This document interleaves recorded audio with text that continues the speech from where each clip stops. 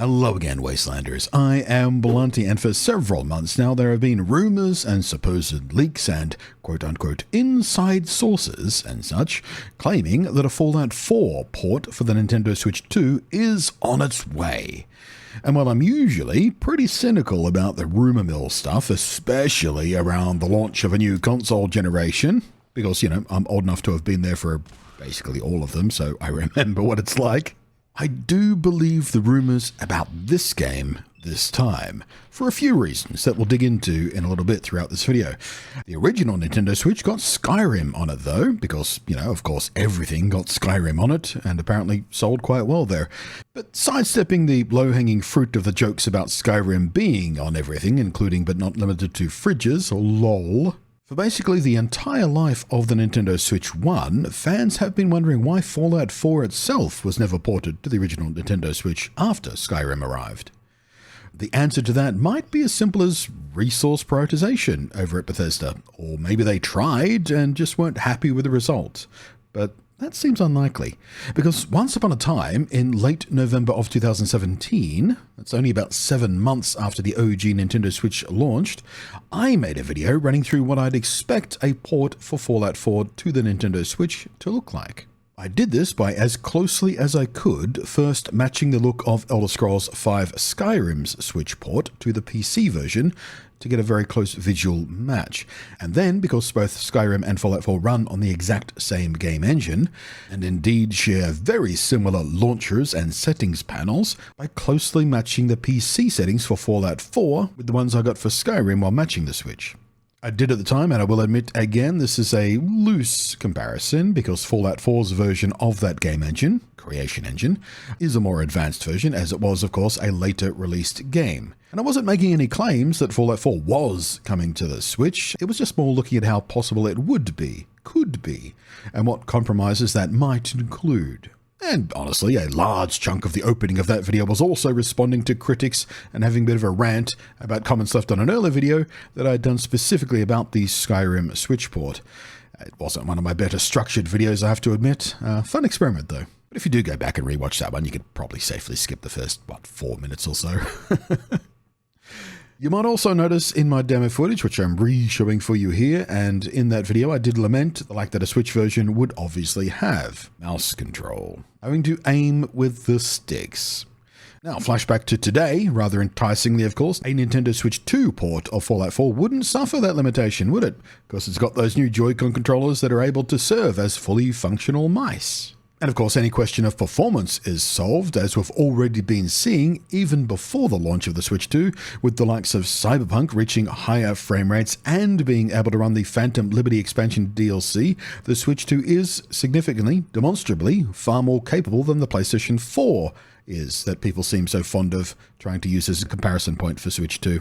I've already cracked that argument wide open and debunked it rather savagely in a couple of recent videos, so I won't go over it again in detail here, but suffice to say, if it could run on the PlayStation 4, it can run noticeably better on the Switch 2.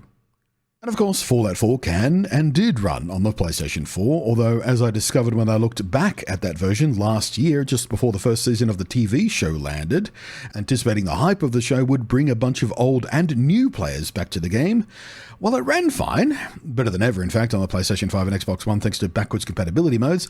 It looked lovely and clean and ran smoothly. It was still, in classic Bethesda style, catastrophically buggy. And I mean, I hit progression softlocks repeatedly in my testing. It was very frustrating. And of course, to ride the hype train of the television show, Fallout 4 also got a next-gen update patch on the current consoles and on PC, which was also not without issues, because that's Bethesda for you. Point is though, in 2017, I had already demonstrated an original Switch port would probably be pretty practical, but we never got it. And we have enough information now about how Switch 2 works to see that a Fallout 4 port wouldn't just be practical, it'd probably wind up being the best console port out there. I mean, aside from being a bespoke port for the Switch 2 and not a last-gen game running in backwards compatibility mode with a slapped-on next-gen patch and whatnot, you also have the advantages of having this deep and broad RPG on the hybrid portable to go handheld with, and you have proper mouse aiming. And considering how heavy Fallout 4 can be in its gunplay sections, that's an extremely welcome thing. But let's talk about the rumors about why we're talking about this at all today. As early as January this year, a so-called insider was claiming that both Fallout 4 and even Starfield, believe it or not, would be getting Switch 2 ports. Bethesda is under Microsoft ownership these days, and we know Microsoft is eager to healthily support the Switch 2. And there is a second season of the hit TV show coming sometime early next year, and if I were in control of the brand, I would be making efforts to keep the brand front of mind, bubbling away in the background, ready for that season 2 to arrive, and a port of Fallout 4 to the Nintendo Switch 2 is one obvious way to do that. Both Fallout 4, with its next-gen patch, and Fallout 76, with one of the most significant content expansions it's ever had, both got large bumps alongside the release of the first season of the TV show. And aside from those very large bumps to their active player counts on Steam alone, both games actually managed to hold on to a higher daily average player count ever since. It refreshed the games in the minds of old players and it brought new players to them, and a not insignificant number of both stayed around. It basically doubled Fallout 76's average daily peak concurrent players on the Steam version alone, and for an online game, that's a pretty important thing for them. I don't expect we'll be waiting until next year for the Switch 2 version of Fallout 4 to align with the second season of the TV show. I'm thinking maybe October, perhaps November, to get the marketing ball rolling a little bit, to get it warmed up. And maybe they'll do something like hold on to the Far Harbor, Nuka World, and Automatron expansions to then drop those when the show comes out to double dip on the hype train. But yes, I do fully expect a port of Fallout 4 is a thing that is real and is coming for Switch 2. I would be quite shocked if it didn't materialize, in fact. The hardware is very capable of it. There are very good marketing reasons to do it. The TV show demonstrated a demand for it and brought in who knows how many new fans to the franchise, and they've already splashed around with the creation engine on this family of hardware architecture with the original Switch port of Skyrim. Now, of course, one then has to wonder if Fallout 76 would follow suit. I'm more doubtful of that one. Sadly, there is no cross-play with 76, so PlayStation players and Xbox players and PC players all live on their own little isolated player pools. And unless that changes, I struggle to see how a Switch 2 port of a game with its most passionate and engaged players already deeply invested in existing platforms would gather enough of an ongoing player pool to make it worthwhile. I mean, maybe a lot of us existing players would try it out in curiosity on the Switch 2 and for the novelty of it, perhaps, but I would then expect almost everyone would then move back to their main platform, where their established characters live, and leave the Switch 2 player base to wither and die. But hey, as I said, Bethesda is owned by Microsoft now, and we do happen to know, for a fact, the head of Xbox Gaming, Phil Spencer, is a Fallout 76 player himself, and has, in the past, publicly expressed his own frustration and lamented the lack of crossplay in this title before, talking about how he really wished he could take his Xbox save file, move it over to his PC handheld for when he's traveling.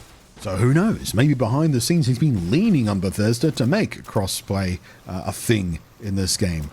Probably just wishful thinking, but, you know, it's possible. Anyway, if Fallout 4 came to the Switch 2, I think I'd buy it again. I mean, I do already have it on PC, of course, where I can play it at its best looking, at its best running, and I can use mods to make it even better, or, you know, just to help fix the basic Bethesda jank. But hey, it is absolutely one of those games that is very welcome to me on the Nintendo Switch Hybrid, because this type of game does lend itself very nicely to that. How about you? Would you buy it on the Nintendo Switch 2? Or indeed buy it again on the Nintendo Switch 2?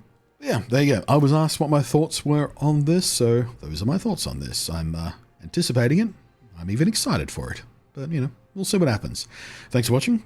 Thank you, as always, to the patrons whose above and beyond support, and I appreciate very much. I am Blunty, and I will catch you next time.